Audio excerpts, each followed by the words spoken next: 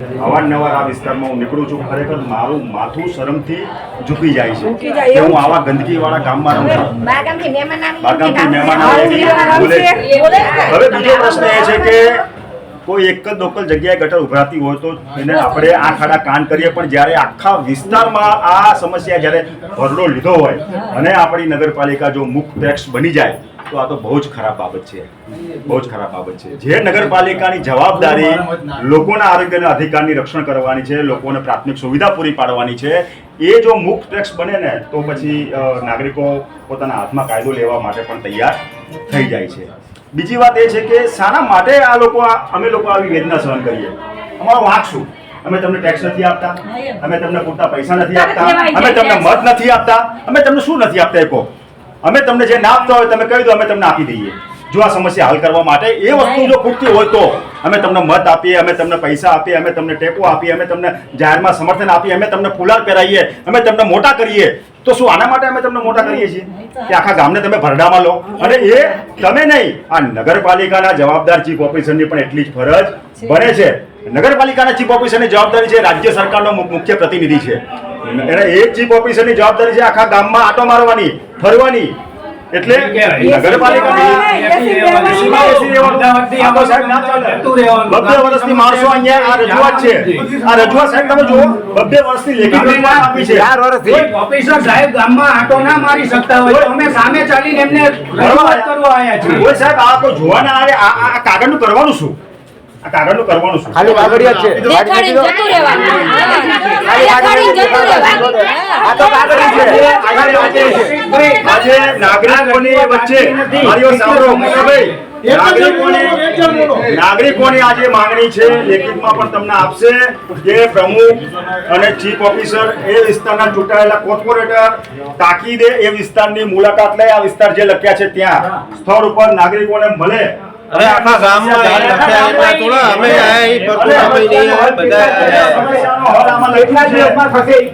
સમસ્યાનો હલ તાકીદે નહીં કરવામાં આવે તો નગરપાલિકા ફરીથી આ નાગરિકો પોતાનું જન આંદોલન કરવા મજબૂર બનાવશો. આ લોકો 30 દિવસમાં અમે 30 દિવસ, તમે કેટલા દિવસ હોય છો? મારી વાત સાંભળો, એક સાંભળો મારી વાત. મિત્ર આપણે 30 દિવસ કીધા, એમને જલ્દી સાંભળો.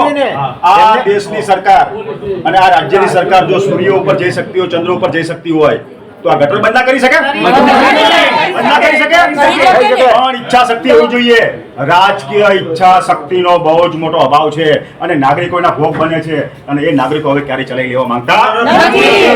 આખા વિરમગામ શહેરના લોકોને ભેગા મળીને જલદ આંદોલન કરવું પડે તો કરીશું, જેલમાં જવું પડે તો જઈશું, પણ હવે તમારી મનમાની ચલાવી લઈશું. આજે તમને ચેલેન્જ આપીએ છીએ, 30 દિવસનો ટાઈમ આપીએ છીએ. 30 દિવસથી ફરીથી તમારી પાસે ઉઘરાણી કરવાની આવી છે. આ કાફલો મુખ્યમંત્રીના ઘરે જઈને ઉભો રહેશે. બરાબર? શ્રી રામ, જય શ્રી રામ. ગટરના ઢાંકણા કોઈ હાજર નથી, પ્રતિષ્ઠિત કોઈ હાજર નથી.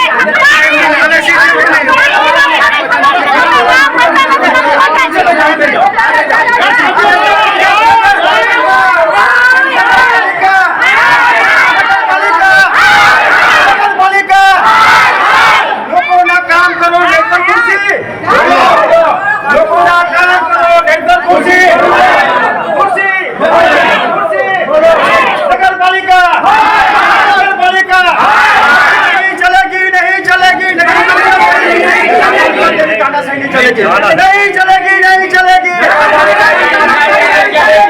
चलेगी, नहीं चलेगी, नहीं चलेगी, नहीं चलेगी. नगरपालिका, नगरपालिका, नगरपालिका, चीफ ऑफिसर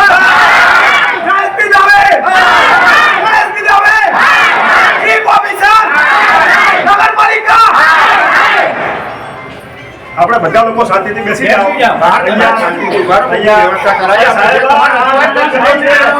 કોઈના ઉપર છે, અમારી સંસ્થા છે, આ નગરપાલિકા અમારી સંસ્થા છે. અમે કોઈ ભિખારી નથી, અમે કોઈ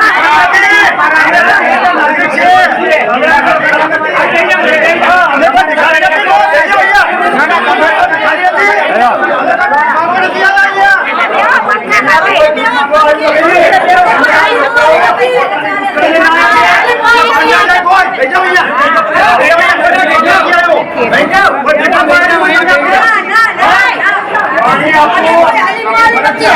બધા બેસી જાઓ અહીંયા બેસી જાઓ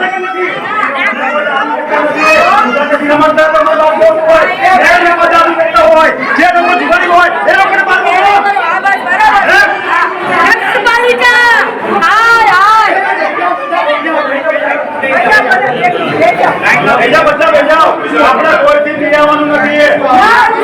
પીડાવાનું નથી. આપણા દેશના નાગરિક છીએ અને નાગરિક તરીકે સવલત આપણને આપવાની ફરજ છે. આજે આપણે ટેક્સ ભરીએ છીએ. આપણે દારૂના અડ્ડા ચલાવવાના નથી. આપણે દારૂના અડ્ડા ચલાવવાના નથી. તો આપણે પીડાવાનું હોય આપણે સામાન્યવાદી છીએ. આ સંસ્થા અમારી છે. વિરમગામ શહેરની અમારી સંસ્થા છે અને કોઈ પહોંચવાથી નથી આવ્યા.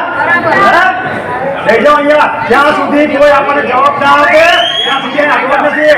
એ લઈ જાઓ, બધા લઈ જાઓ.